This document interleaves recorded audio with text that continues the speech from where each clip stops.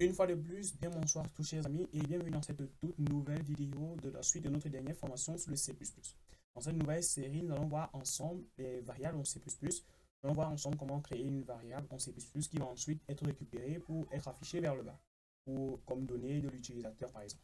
Alors tout simplement, c'est quoi une variable? Alors comme son nom l'indique, une variable c'est un élément, c'est quelque chose qui peut varier, changer lors de l'exécution d'un programme.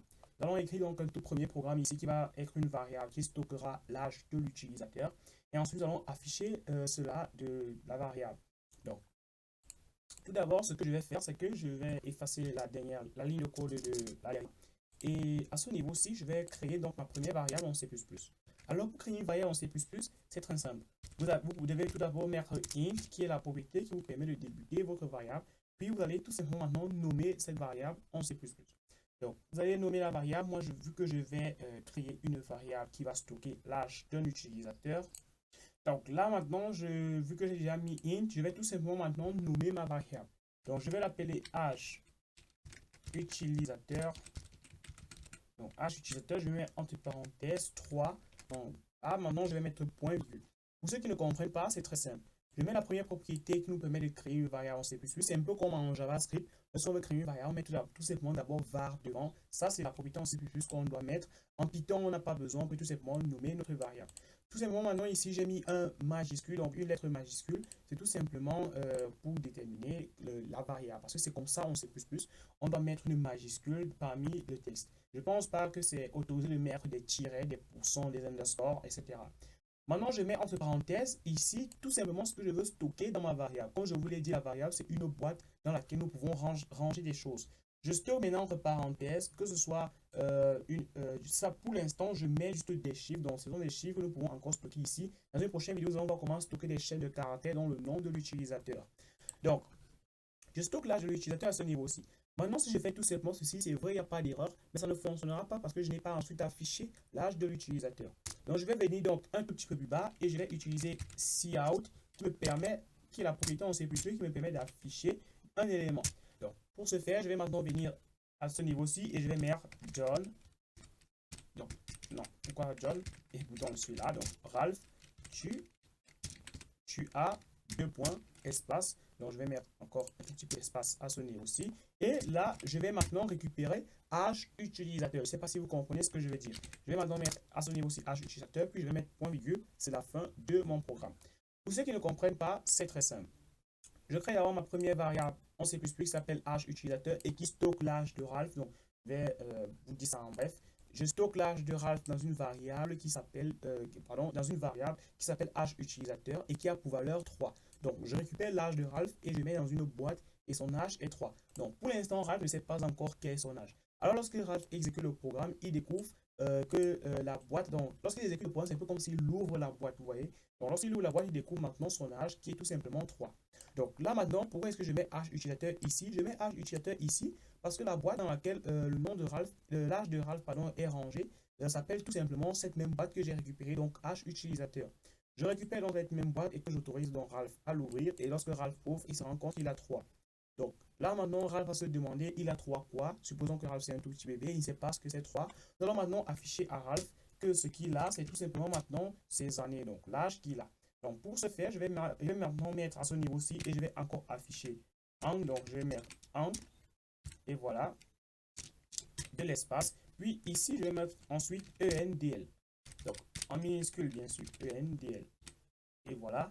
Si j'exécute donc mon programme, cela devrait très bien fonctionner. Alors, vu que je vais vous fournir ce code-ci et que je vais vous le donner, je vais mettre un peu les commentaires. Donc, vous mettez les commentaires en C++, vous faites ceci. Création, donc création, oui, de la variable âge utilisateur. Voilà. Donc, si vous mettez les commentaires que vous allez un tout petit peu plus bas, les commentaires n'auront plus du tout d'effet, vous voyez. Donc, il y a une autre manière en C++ pour mettre les commentaires un tout petit peu plus bas que je vous montrerai donc plus tard. Donc, voilà les amis, lorsque j'exécute dans mon programme, on m'affiche bel et bien Ralph, tu as 3 ans.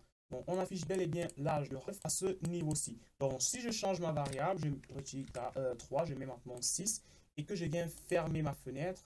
Donc, je dois fermer à tout prix la fenêtre pour pouvoir actualiser. Je reclique sur Build on. Vous voyez donc que lorsque je clique encore sur Build on Run, cela me permet donc de changer. Donc, j'ai juste maintenant actualisé mon tout dernier programme. Alors, à ce niveau-ci, ce que nous allons maintenant essayer de faire, ça va être tout simplement de faire en sorte que l'âge de l'utilisateur, il devra l'entrer par lui-même. Donc, ce que nous allons faire maintenant, ça va être d'interroger l'utilisateur. Je ne sais pas si vous voyez ce que je veux dire. Nous allons interroger l'utilisateur afin que la valeur que l'utilisateur est entrée, cela va être récupéré, puis va être affiché comme étant son âge. Alors, ce que nous devons faire, c'est que je vais supprimer le dernier programme. Donc, je supprime. À ce niveau-ci, maintenant, je vais créer, donc création,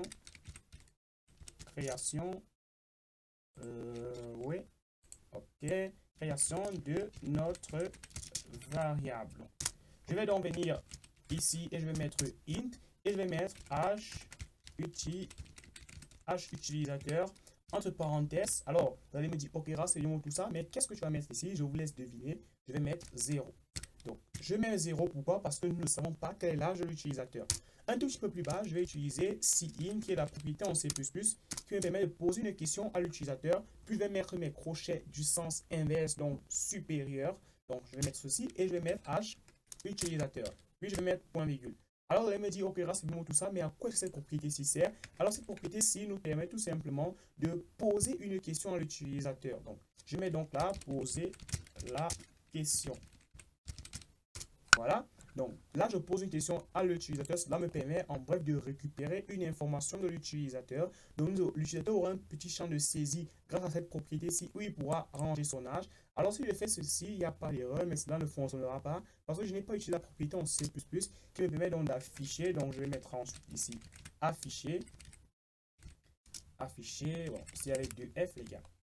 Je vais maintenant mettre afficher. Un tout petit peu plus bas, je vais maintenant afficher le texte de l'utilisateur. Donc, je vais utiliser cout et je vais dire vous avez maintenant à ce niveau-ci et je vais maintenant récupérer l'âge de l'utilisateur en étant juste là, âge utilisateur.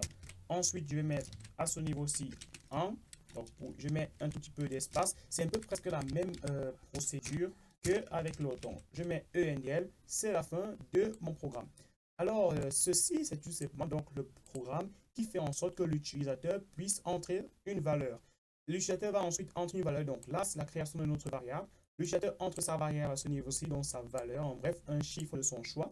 Puis le chiffre de son choix est entré à ce niveau-ci, donc on lui laisse un champ de saisie. On récupère ensuite l'âge de l'utilisateur et on affiche un petit texte en utilisant cout. Si j'exécute donc le programme, vous voyez que lorsque j'exécute dans mon programme, l'utilisateur a un petit espace où il pourra saisir du texte. Donc, si je mets 12, vous voyez que lorsque vous entrez, on vous affiche, vous avez 12 ans. Donc, par contre, si je referme dans mon programme et je replie sur Build et je recompile le programme, lorsque l'utilisateur va compiler, maintenant, si je mets donc 24, et voilà que nous avons 23, en fait, j'ai mis 23. Donc, en tout cas, j'espère que la vidéo vous a donc plu sur la création des variables en C++. Dans une prochaine vidéo, donc, nous allons voir la suite des autres variables en C++. Nous allons créer maintenant d'autres variables qui vont être des chaînes de caractères en C++ dans la prochaine vidéo. En tout cas, si cette vidéo-ci vous a plu, n'hésitez pas à liker, à commenter, à la partager, à vous abonner à la chaîne si ce n'est pas encore fait. En tout cas, c'était Ralph. Ciao à tous et à la prochaine les amis pour une